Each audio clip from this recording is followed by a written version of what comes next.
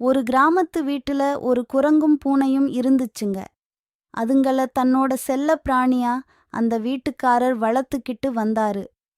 அதனால அதுங்களுக்கு நிறைய சாப்பாடு, தேவையான விளையாட்டுப் பொருள் எல்லாமே சுலபமா கிடைச்சது. ஒரு நாள் பூனையும் குரங்கும் குளிர்காயறதுக்கு போட்டிருந்த நெருப்பு பக்கத்துல இருந்து வேடிக்கை பார்த்துக்கிட்டு இருந்துச்சுங்க. அப்ப ஒரு முந்திரி கொட்டை அந்த நெருப்புல இருக்கிறத பார்த்துச்சுங்க ரெண்டும். அடடா, பெரிய முந்திரி கொட்டை சாப்புட்டா நல்லா இருக்குமேன்னு ரெண்டும் நினைச்சுச்சுங்க. அப்பதான் குரங்கு சொல்லுச்சு, இந்த வீட்டிலேயே துணிவானவன் நீங்கதான். எப்படி பார்த்தாலும் நீங்கதான் அந்த கொட்டைய சூடுபடாம வெளியில எடுக்க தகுதியானவர்னு சொல்லுச்சு. உடனே ரொம்ப தைரியத்தோடு அந்த முந்திரி கொட்டைய வெளியில எடுக்க முயற்சி செஞ்சுச்சு.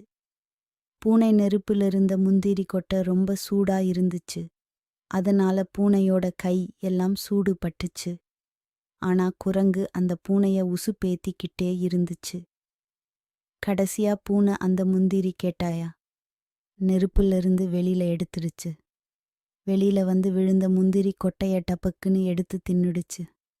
குரங்கு சூடுபட்ட பூனை முகஸ்துதி செஞ்ச குரங்கோட பேச்ச கேட்டு ஏமாந்து போனத நினைச்சு வருத்தப்பட்டுச்சு. நீதி. முகஸ்துதி செய்பவர் உங்கள் உழைப்பில் தங்கள் தேவைகளை நிறைவேற்றுகிறார்கள். Please like, share and subscribe அவர் சேனல் ஃப்ரெண்ட்ஸ்.